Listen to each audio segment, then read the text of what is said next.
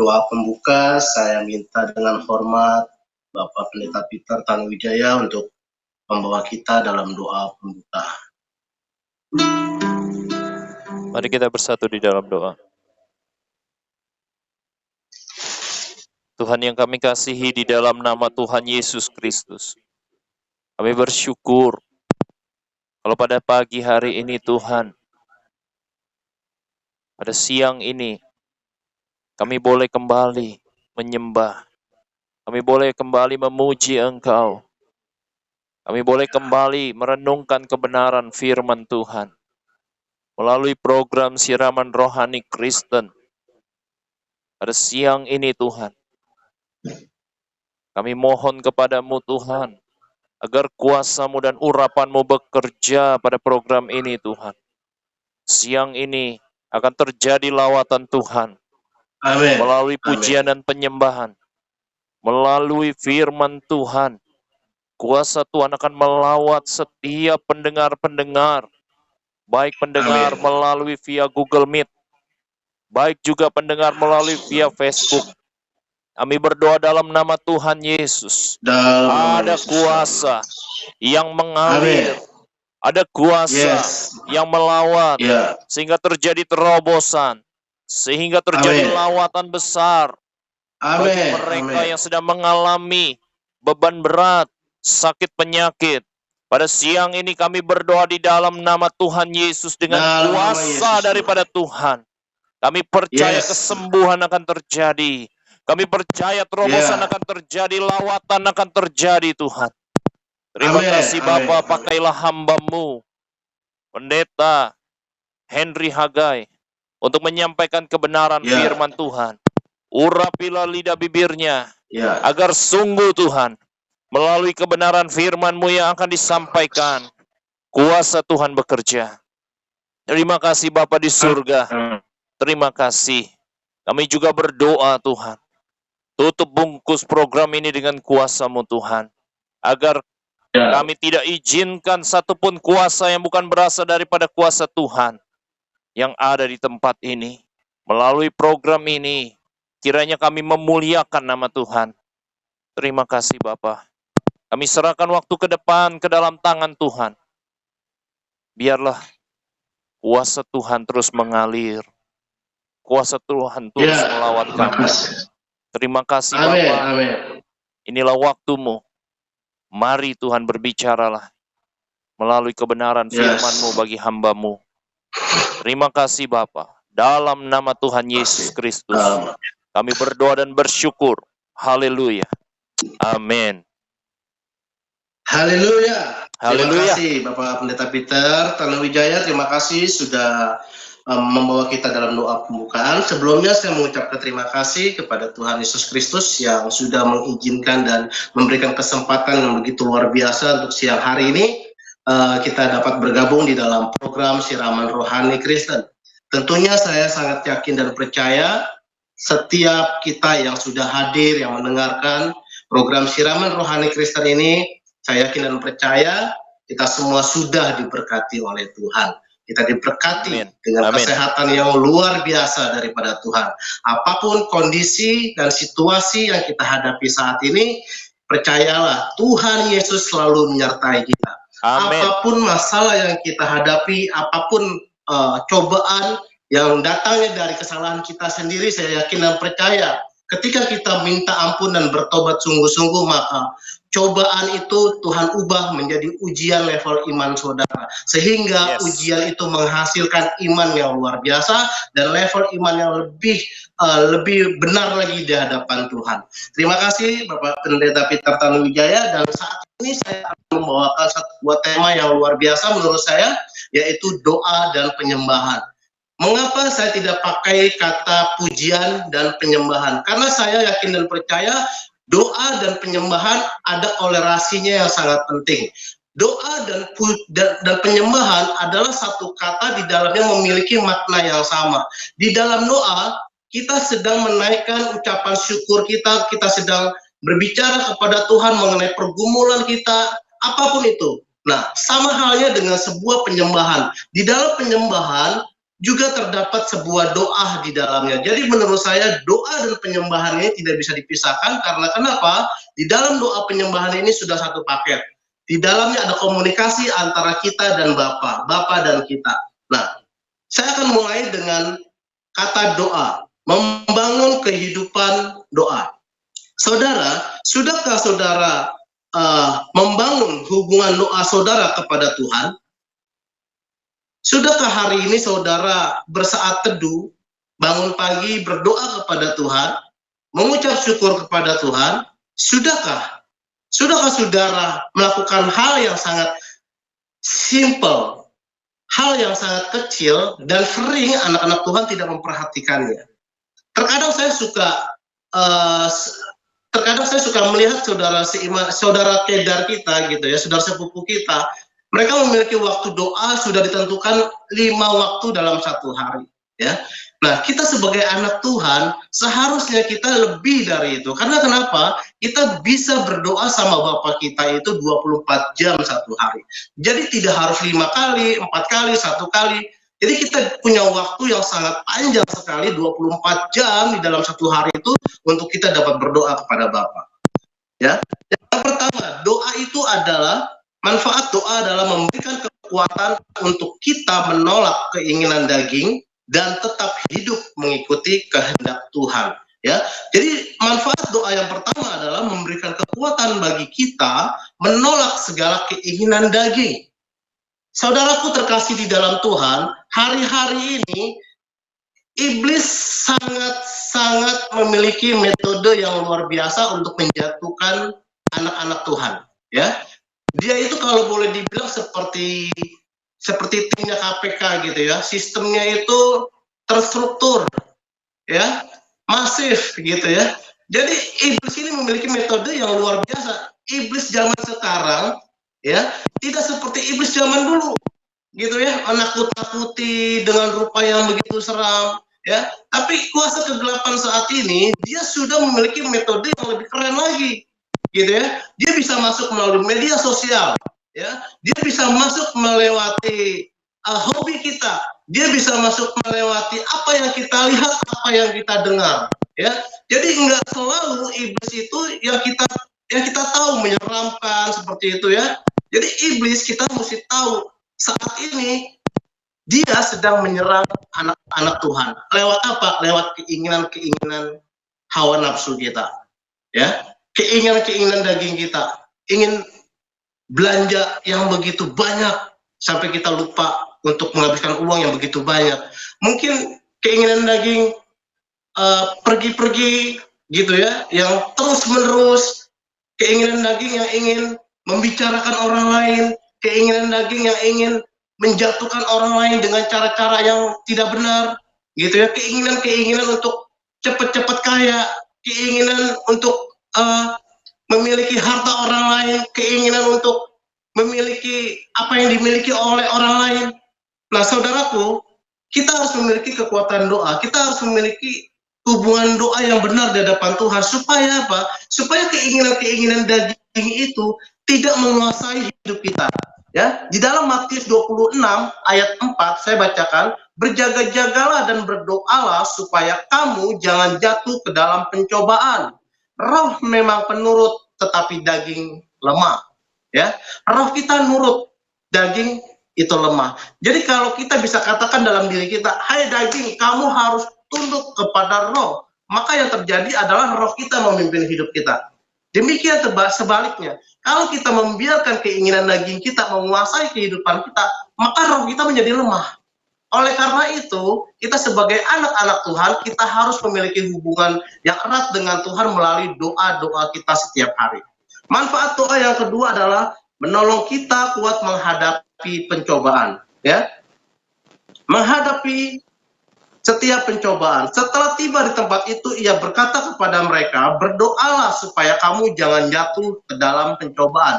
Itu terdapat di dalam Lukas 22 ayat 40. Ya, jadi Tuhan Yesus menghimbau kita untuk terus berdoa. Ya, berdoalah supaya kamu jangan jatuh ke dalam pencobaan.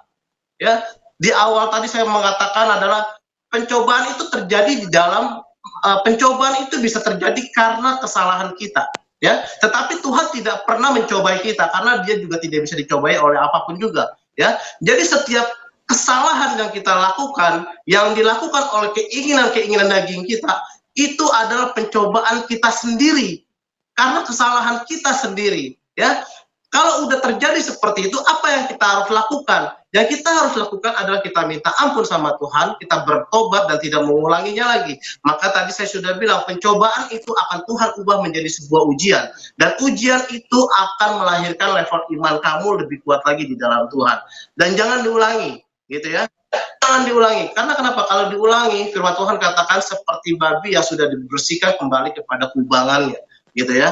Kayak seperti dulu. Dahulu saya bukan seorang hamba Tuhan yang dipanggil Tuhan untuk melayani Tuhan sepenuh waktu, 100% dalam hidup saya serahkan kepada Tuhan. Kehidupan saya di masa lalu jauh daripada yang saat ini.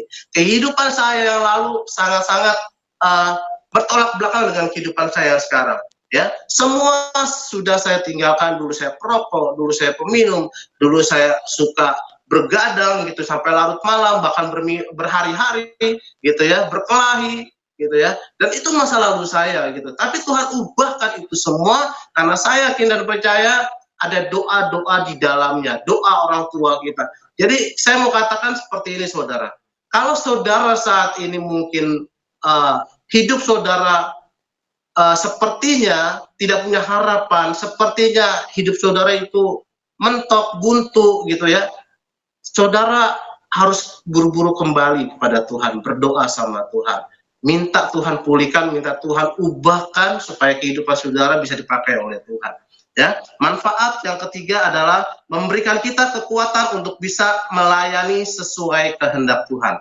Ya, di dalam Efesus 6 ayat 20 dikatakan, yang kulayani sebagai utusan yang dipenjarakan, berdoalah supaya dengan keberanian aku menyatakannya, sebagaimana seharusnya aku berbicara.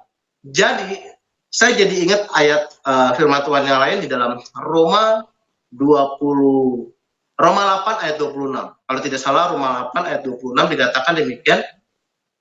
Sebenarnya kita itu nggak tahu berdoa. Sebenarnya kita nggak bisa berdoa, tidak tahu harus berdoa seperti apa. Tetapi roh kita lah yang berdoa kepada Bapa. Coba kita baca deh Roma 8 ayat 26. Saya takut salah. Kita baca Roma 8 ayatnya yang ke-26. Ya, Roma 8 ayatnya ke-26. Demikian juga roh membantu kita dalam kelemahan kita. Roh di sini roh huruf besar ya. Jadi roh Allah. Sebab kita tidak tahu bagaimana sebenarnya harus berdoa. Tetapi roh, nah dikatakan tetapi roh Allah sendiri berdoa untuk kita kepada Allah dengan keluhan-keluhan yang tidak terucapkan. Ya, jadi Roma 8 ayat 26 ini menjelaskan bahwa sebenarnya kita itu nggak tahu berdoa yang benar seperti apa, gitu ya. Tetapi karena ada Roh Kudus, gitu ya, Roh Penolong, gitu ya, maka setiap doa-doa yang kita belum ucapkan atau yang lupa kita ucapkan atau bahkan yang kita tidak terucapkan sama sekali, roh itulah yang menyampaikan kepada Bapa. Gitu. Jadi maka ada istilah begini loh, dia mengerti bahasa tetesan air mata, walau badai mengamuk dan topan menerpa, Tuhan Yesus setia. Jadi Tuhan Yesus itu setia. Tuhan Yesus itu mengerti setiap tetesan air matamu. Ya. Jadi sekalipun kamu nggak bisa berdoa lagi, sekalipun kamu udah nggak ada kata-kata lagi untuk diucapkan, gitu ya, cukup dengan air matamu. Tuhan mengerti bahasa air matamu. Tuhan sangat mengerti apa yang terjadi dalam hidupmu melalui tetesan air matamu, gitu ya. Jadi jangan malu. Saya sering bilang seperti ini dalam pelayanan saya ke panti asuhan. Apa beda jaim dunia dengan jaim rohani? Jaim dunia adalah jaga image, jaga penampilan. Tetapi jaim rohani adalah jaga iman. Amin. Katakan sama-sama, jaga iman. Jaga iman. Ya. Anak-anak Tuhan itu harus jaga iman, bukan jaga image. bukan menjadi orang yang munafik, bukan menjadi orang yang naif, tetapi harus menjaga iman saudara sampai Tuhan Yesus mendapatkan imanmu ketika dia menjemputmu di awan-awan permai, ya. Jadi jaga imanmu, ya. Kalau kita tidak memiliki kehidupan doa, bagaimana kita bisa menjaga iman? Bohong besar kalau kita bisa bilang, aku beriman kepada Tuhan, tetapi jam doamu mana? Kalau Tuhan bisa bilang, hei anakku, kamu sudah seminggu loh tidak bicara denganku, kamu sudah 1 bulan loh, atau kamu hari ini belum lapor loh kepadaku. Lapor itu adalah doa ya maksud saya. Jadi hari ini kamu sudah lapor belum sama Tuhan? Sudah berdoa belum sama Tuhan? Gitu ya. Jadi kalau doamu, hubungan kehidupan doamu itu baik sama Tuhan, maka manfaat yang ketiga adalah memberikan kekuatan bagi kehidupan kita. Nah, manfaat doa yang keempat adalah membawa kemajuan dalam pemberitaan Injil dan kemuliaan Allah dinyatakan di dalam pelayanan yang kita lakukan. Ya, manfaat doa yang keempat adalah memberikan kemajuan di dalam pelayanan kita. Entah kita sebagai asyir, pemain musik, ya, penari, tamborin, ya, bahkan seperti saya dan Pak Peter sebagai hamba Tuhan, ya. Kalau kehidupan sebagai hamba Tuhan dia tidak memiliki kehidupan doa, maka ya kita nggak kuat gitu, kita nggak tahu apa yang Tuhan mau yang kita lakukan. Saya yakin dan percaya Bapak Peter ini memiliki hubungan doa yang sama Bapak itu sangat erat sekali. Karena kenapa? Ciri orang yang kehidupan doanya baik kepada Bapa, dia selalu haus untuk membuat sesuatu bagi kemuliaan nama Tuhan. Gitu ya. Salah satunya adalah Bapak Peter membuat program siraman rohani Kristen ini, itu artinya apa? Dia punya komunikasi yang baik dengan Bapak. Bapak mau setiap anak-anak Tuhan tersirami setiap hari di jam makan siang seperti siang ini. Nah, saya rasa hanya Pak Peter loh yang melakukan program ini di jam makan siang. Saya juga nggak ngerti kenapa Pak Peter ini membuat jam 12 siang gitu, jam makan siang Pak. Saya nggak ngerti Pak, apakah Bapak ini kepengen setiap anak Tuhan pelaku firman gitu. Yang Tuhan bilang makanan kita adalah bukan makanan roti dan daging, tetapi makanan kita adalah melakukan perintahnya, gitu Pak ya. Selagi makan siang bisa. Betul ya Pak Peter ya. Selagi makan seperti siang, ya. Ya selagi makan siang bisa ini, bisa apa? Dengar Facebook sambil Haleluya. Isi kembali dengan firman. Suaranya nggak ada Pak Peter. Suaranya nggak ada. Oke. Apa jangan makan dulu Pak? Harus makan rohani dulu Pak. Betul ya? Iya. Tunggu sebentar. Kayaknya ada gangguan nih. Halo? Haleluya, suara Pak Peter nggak terdengar Pak. Tidak terdengar oleh saya. Baik, saya lanjutkan saja Pak Peter ya. Saya lanjutkan. Manfaat yang kelima adalah membuat kita bisa menerima hikmat dan pengertian yang benar sehingga mengetahui kehendak Tuhan dengan sempurna. Ya, pernahkah kita mengerti kehendak Tuhan di dalam kehidupan kita? Beberapa orang pernah tanya kepada saya katakan kepada mereka.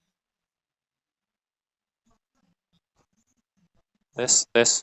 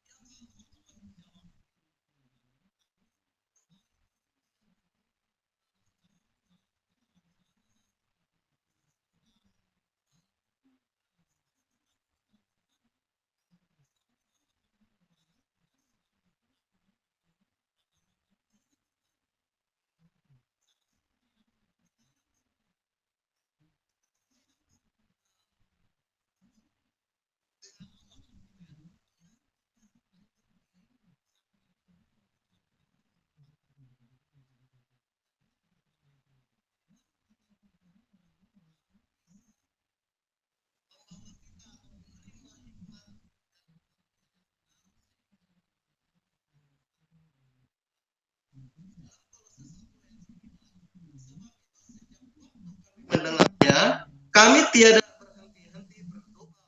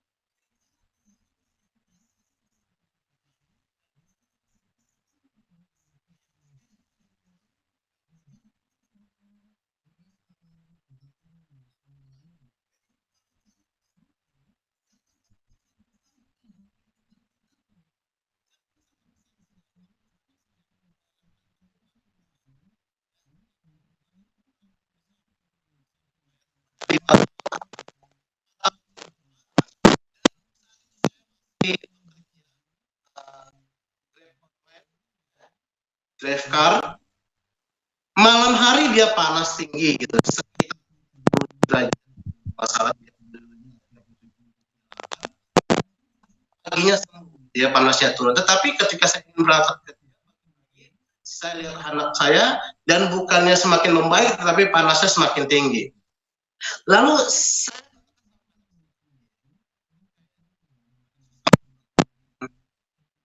dan dia percaya.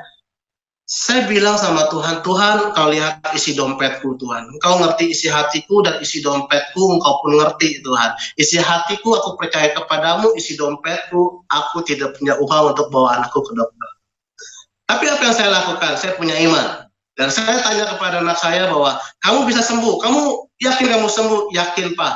Lalu kita angkat satu pujian, terima kasih Yesus, terima kasih Yesus. Gitu ya. Setelah pujian itu kami naikkan, saya berbahasa roh, saya menyembah Tuhan, saya katakan amin dalam nama Yesus. Amin. 5 menit, kurang lebih 5 menit saya tunggu anak saya. Panasnya turun. Wow, dahsyat. Dan itu sebuah mujizat. Yes. Saya bisa bicara seperti ini karena saya mengalami itu. Kenapa saya bilang doa dan penyembahan tidak bisa dilepaskan? Itu satu paket, karena di dalam doa kita bisa menyenangkan hati Bapa. Di dalam Amen. penyembahan kita bisa naikkan doa ucapan syukur kita kepada Tuhan. Ya, itu doa penyembahan adalah satu paket. Ya, di dalam doa ada penyembahan, di dalam penyembahan ada doa. Tidak bisa dilepaskan. Manfaat yang ketujuh, menguatkan kita ketika menghadapi penderitaan. Di dalam Yakobus 5 ayat 13, kalau ada seorang di antara kamu yang menderita, baiklah ia berdoa. Kalau ada seorang yang bergembira, baiklah ia menyanyi. Nah, di sini baru ada menyanyi, pujian, praise. Ya, di sini baru dikatakan ada praise, ada pujian. Ya, jadi kalau kamu ada seorang yang bergembira, ya bernyanyi, gitu. Ya, nggak ada kan orang bergembira mukanya sedih, murung, mengeluh, nggak ada. Ya, orang yang bergembira ya bergembira, happy, gitu ya. Hati yang gembira adalah obat, gitu ya. Seperti obat hati yang senang, tapi semangat yang patah, keringkan tulang. Hati yang gembira, Tuhan senang. Jadi hati yang gembira, Amen. Tuhan senang. Amin. Saya sering kali melayani di panti asuhan, di rel kereta api. Kemarin saya baru melayani di rel kereta api Tanah Tinggi Senen. Saya bilang seperti ini, apa yang kamu lihat, apa yang kamu dengar, itu mempengaruhi hati kamu. Ketika hati itu sudah dipengaruhi, maka perkataan yang keluar itulah yang ada di dalam hatimu. Jadi perkataan yang membangun ataupun meruntuhkan ataupun menghancurkan seorang lain itu dari hati. Jadi jangan pernah ada yang bilang seperti ini, oh enggak. Saya mah orangnya baik, hatinya baik. Saya memang begitu ngomongnya. No, saya katakan. Apa yang keluar dari mulutmu itu dari hatimu. Ya, jadi anak-anak Tuhan harus punya integritas. Apa yang dipikirkan itu harus selaras ya dengan apa yang kita perkatakan. Itu integritas, harus jujur di dalam diri dan jujur di saat kita mengeluarkan kata-kata kita. Karena kenapa? Itu sebuah integritas. Tidak ada lagi kata-kata bilang, oh enggak, saya enggak seperti itu. Di hati saya baik. Saya memang begitu ngomongnya. Enggak bisa begitu. Kamu sudah menjadi batu sandungan buat orang lain. Orang lain tidak bisa melihat hatimu, tetapi orang lain bisa menilai hatimu dari tindakan, perkataan, tingkah lakumu. Seperti itu, ya. Next, kita poin selanjutnya, membuat jiwa-jiwa yang berdosa dapat diselamatkan. 1 Yohanes 5 ayat 16, saya bacakan dengan cepat. Kalau ada seorang melihat saudaranya berbuat dosa, yaitu dosa yang tidak mendatangkan maut, hendaknya berdoa kepada Allah dan Dia akan memberikan hidup kepadanya, yaitu mereka yang berbuat dosa yang tidak mendatangkan maut. Ada dosa yang mendatangkan maut, tentang itu tidak kukatakan bahwa ia harus berdoa. Jadi begitu dahsyatnya kuasa doa. Kalau kita mengerti akan hal ini, mengapa kita harus stres? Ya, kita nggak perlu stres, nggak perlu galau. Mengapa kita harus mengandalkan manusia? Mengapa kita takut? Mengapa kita terus berusaha menggunakan kekuatan kita sendiri untuk menyelesaikan segala persoalan di dalam kehidupan ini? Kalau kita sudah tahu solusinya, bahwa Dia adalah Allah, Dia adalah Yesus, dan Dia adalah Roh Kudus yang memimpin, mengajar, menginsafkan, yang membawa kepada kehidupan kita lebih baik setiap hari. Amin. Mengapa kita harus cari manusia? Manusia mengecewakan. Firman Tuhan mengatakan tidak ada satu manusia pun yang benar. Tidak ada satupun manusia yang tidak berdosa. Semua manusia, perbuatan baik sekalipun yang manusia lakukan, firman Tuhan katakan seperti kain kotornya wanita. Dalam hal ini, ya, wanita haid, ya, dari kain kotor wanita. Tuhan bilang demikian, perbuatan baik kita yang kita lakukan itu pun seperti kain kotor di hadapan Tuhan. Jadi nggak ada perbuatan-perbuatan kita itu sebenarnya yang bisa menyenangkan hati Tuhan, nggak ada. Semua only by grace, kasih karunia. Kasih karunia adalah yang tidak bisa dilakukan oleh manusia. Itu kasih karunia. Jadi kalau misalkan ada orang bilang, oh harus masuk surga karena cara ini, itu bukan kasih karunia. Kasih karunia adalah tanpa perbuatanmu sedikit pun. Karena kenapa? Inilah kekuatan Allah, inilah kemampuan Allah yang disebut grace, kasih karunia Allah. Yes. Ya, yang harusnya tidak layak itu diberikan kepada kita. Kita dilayakkan, kita dibenarkan, kita dikuduskan dan disucikan. Itulah kasih karunia. Makanya penting sekali kehidupan doa ini terbangun. Kenapa? Kalau kehidupan doa ini terbangun, kamu akan mengerti segala kekayaan surgawi. Kamu akan mengerti segala rahasia-rahasia itu. Yesus bilang begini, kamu tidak lagi aku sebut sebagai hamba, tetapi kamu adalah sahabat-sahabat Allah. Seorang sahabat pasti memberitahukan setiap apa yang dia akan lakukan. Jadi kita bisa mengerti rencana Allah di dalam kehidupan kita. Kita bisa mengerti kehendak Allah di dalam kehidupan kita, karena kita sahabat Allah. Sahabat, kayak Pak Peter, seperti Pak Peter dengan istrinya. Pak Peter tahu warna kesukaan istrinya apa. Pak Peter tahu makanan kesukaan istrinya apa. Juga sebaliknya. Itu hubungan, relationship. Ya, seorang sahabat, baik itu suami istri, ya itu pasti ada relationship. Relationship itu tidak bisa dipaksakan. Hubungan itu tidak bisa terjadi dalam 1-2 jam, sehari 2 hari, nggak bisa. Hubungan itu terjalin baik karena ada hubungan yang intens. Ada hubungan day by day, step by step, dan lama-kelamaan bisa mengerti satu dengan yang lainnya. Ya, jadi itu ada 8 poin yang saya bagikan dalam tentang doa, manfaat doa. Dan sekarang saya mau bagi doa itu ada 7 macam doa. Secara cepat, doa yang pertama adalah doa penyembahan, doa yang kedua adalah doa pengakuan, doa ketiga adalah doa pengucapan syukur, yang keempat adalah doa permohonan, yang kelima adalah doa syafaat, yang keenam adalah doa profetik, dan yang terakhir yang ketujuh adalah doa peperangan rohani. Saya tidak bahas poin 2 sampai 7, tapi saya bahas tentang doa penyembahan yang pertama, karena konteks kita, tema kita hari ini adalah doa penyembahan. Doa penyembahan adalah doa yang dinaikkan kepada Tuhan sebagai bentuk penyembahan kepada Allah atas segala kehebatannya. Itu terdapat, contohnya terdapat di dalam Wahyu 15 ayat 4. Saya bacakan Wahyu 15 ayat 4. Wahyu 15 ayat 4. Siapakah yang tidak takut ya Tuhan, dan yang tidak memuliakan namamu? Sebab engkau saja yang kudus, karena semua bangsa akan datang dan sujud menyembah engkau. Sebab telah nyata kebenaran segala penghakimanmu. Ya, jadi contoh doa penyembahan ini dalam Wahyu 15 ayat 4 ini adalah doa tentang penyembahan. Kita memuji Allah. Kita memuji Allah karena kenapa? Karena Dia Allah yang kudus. Ya, karena Dia Allah yang kudus, kita harus memuji Dia, kita harus menyembah Dia.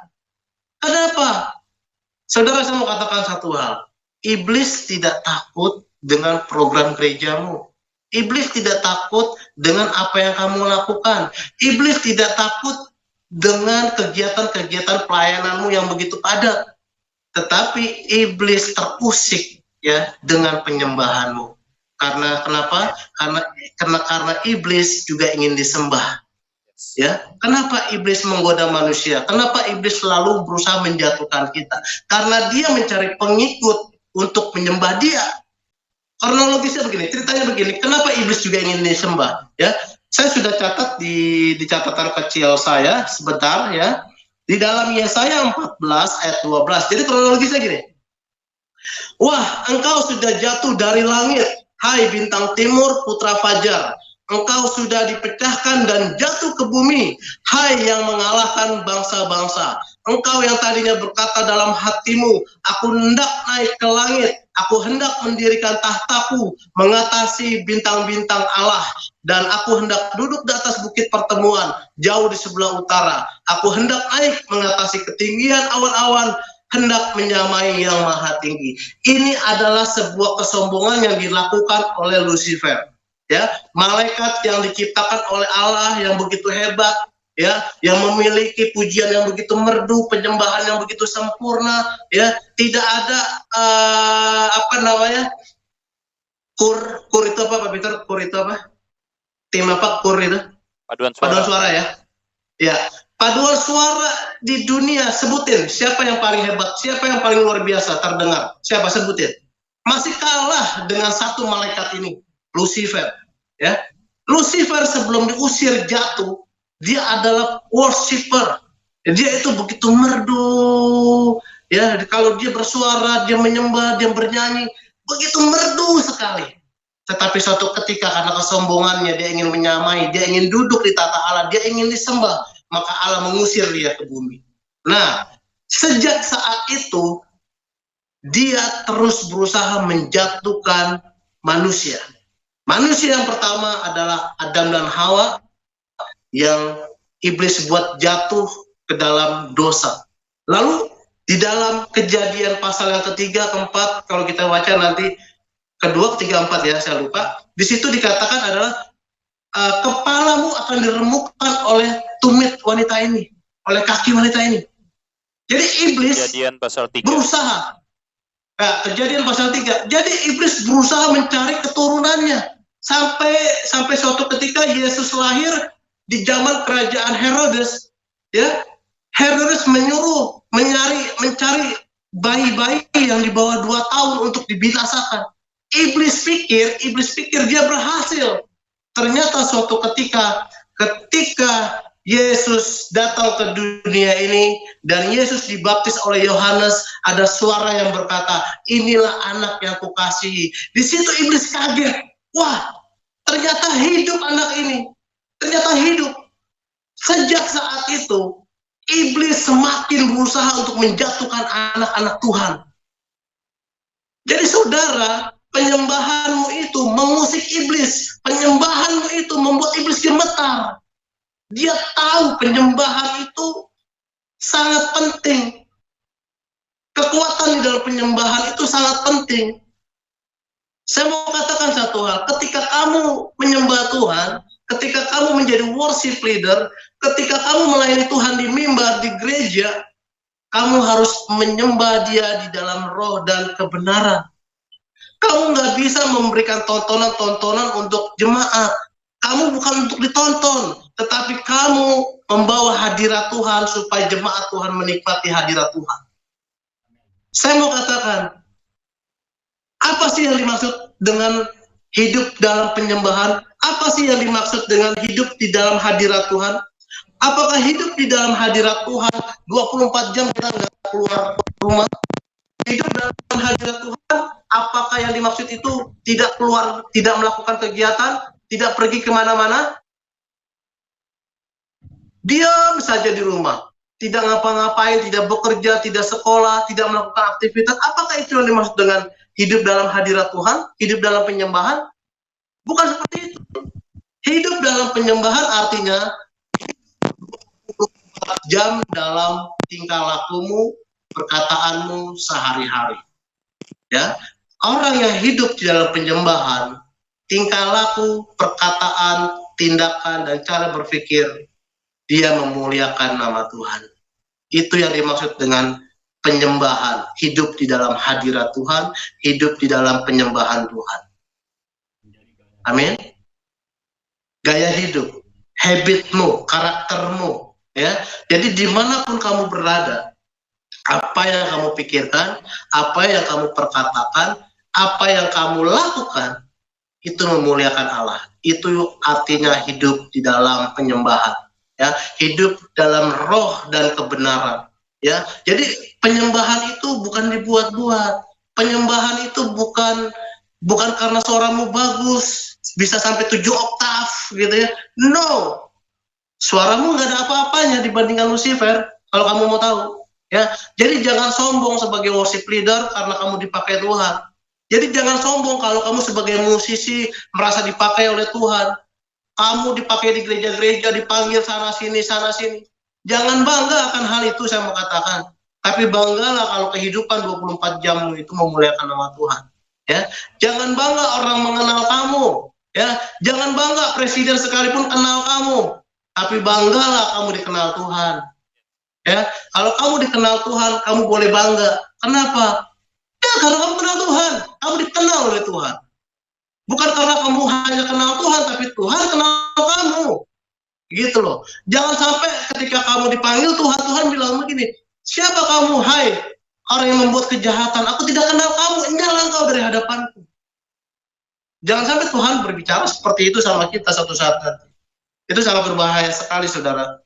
Ya, firman Tuhan bilang begini, teguran yang nyata itu adalah kasih. Jadi saya menegur seperti ini karena itu adalah bentuk kasih. Kebenaran memang pahit. Kebenaran memang pahit, menyakitkan.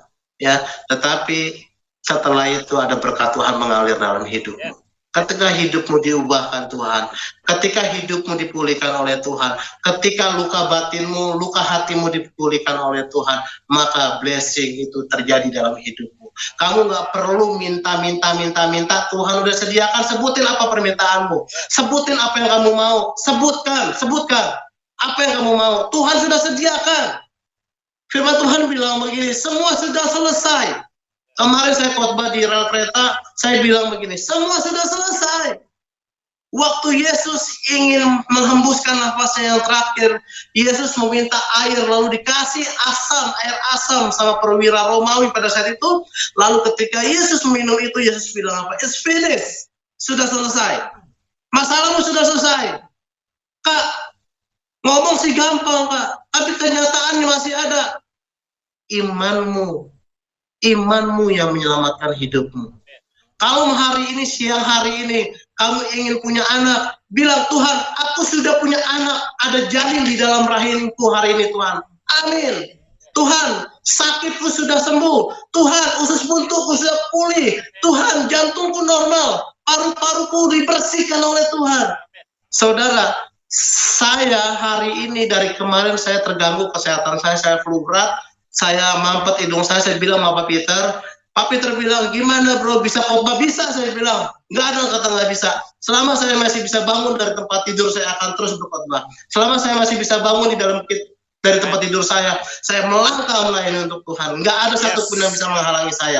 pilek sekalipun, hidung mamput sekalipun tidak akan pernah bisa menghentikan saya untuk melayani Tuhan. Amin. Yes. Tetap Yesus. Saya bilang sama anak-anak saya seperti ini, one day sekalipun tidak ada makanan di meja makan, kamu tetap harus setia sama Tuhan. Sekali Yesus, tetap Yesus. One day sekalipun papa nggak bisa sekolahin kamu, kamu harus percaya bahwa Yesus menjamin masa depan hidupmu. Amin. Saya bilang seperti itu sama anak saya. Sekalipun one day kamu sakit tidak disembuhkan oleh Tuhan, tetap percaya kamu mati pun kamu masuk surga. Karena kamu jaminannya ada kekekalan di dalam surga. Destiny hidupmu adalah destiny kerajaan Allah. Destinimu bukan di sini, tetapi destinimu ada nanti masuk surga. Hidup yang kekal itu destiny kita. Segala sesuatu fasilitas mewah di dunia ini, destiny kita bukan promosi kita, destiny kita bukan jabatan kita, destiny kita adalah hidup yang kekal bersama Tuhan. Itu destiny kita sebagai anak-anak Allah. Jadi saya mau tekankan saudaraku terkasih di dalam Tuhan, hidup di dalam penyembahan adalah hidup 24 jam di dalam tingkah laku kita. Tidak memalukan nama Tuhan, tapi memuliakan nama Tuhan. Amen. Seseorang yang suka berdoa dan menyembah pasti mengekang dan menjaga perkataannya. Seorang yang suka berdoa dan menyembah pasti mengekang mulutnya, menjaga perkataannya. Kalau orang Jawa bilang cangkem, mulut ini cangkem. Bilang kiri kanan, jaga cangkem, jaga mulut. Bilang sama dirimu sendiri, jaga mulut. Jaga mulutmu. Mulut ini bisa meruntuhkan dan bisa membangun seseorang. Kamu pilih pakai yang mana? Kamu pilih pakai untuk membangun orang. Karena apa? Kalau kamu membangun orang, otomatis kamu akan ada di atas orang itu. Jangan pernah takut kamu membangun orang. Jangan pernah takut kamu membangun orang lain. Nanti kamu akan bilang seperti ini, kalau gua bangun dia, nanti dia yang sukses, gua kalah. Itu bukan pemikiran Kristus, itu bukan pemikiran kerajaan Allah, tapi pemikiran setan itu saya katakan. Saya mau katakan, kalau kamu menjadi anak Tuhan, anak kerajaan Allah, ketika kamu membangun seseorang, berusaha untuk membawa orang itu naik, sesungguhnya kamu berada jauh di atas orang itu. Saya bersyukur sekali Pak Peter mengundang saya di acara program Rohani Kristen ini. Udah berapa lama ya Pak ya? Udah setahun lalu ya Pak ya minta saya ya Pak. Minta saya untuk khotbah ya, tapi baru kali ini saya mengiyakan gitu ya. Dan saya bersyukur Pak Peter tidak ada kekhawatiran untuk bisa dilangkahi oleh saya. Saya pun merasa juga bukan siapa-siapa juga Pak, gitu ya. Saya juga masih banyak belajar gitu ya. Nah, ayat terakhir, benar-benar ayat terakhir. Habis ini kita bisa makan siang ya saudara. Saya juga belum makan, saya juga udah lapar gitu ya. Ayat terakhir kita buka di dalam Amsal 21 ayat 23. Amsal 21 ayat 23, saya bacakan, siapa memelihara mulut dan lidahnya, memelihara diri daripada kesukaran. Saya bacakan kembali, siapa memelihara mulut dan lidahnya, memelihara diri daripada kesukaran. Jadi kalau kita bisa jaga mulut dan perkataan kita, maka di dalam kesukaran sekalipun kita safe, kita aman di dalam Tuhan. Amen. Karena mulut, hati, pikiran, mata, dan telinga kita selaras dengan pikiran dan perasaan yang terdapat di dalam Kristus Yesus. Puji nama Tuhan. Wow. Shalom, salam sejahtera, selamat siang. Tuhan Yesus memberkati. Shalom. Haleluya. Puji Tuhan, kita sudah diperlengkapi dengan kebenaran firman Tuhan.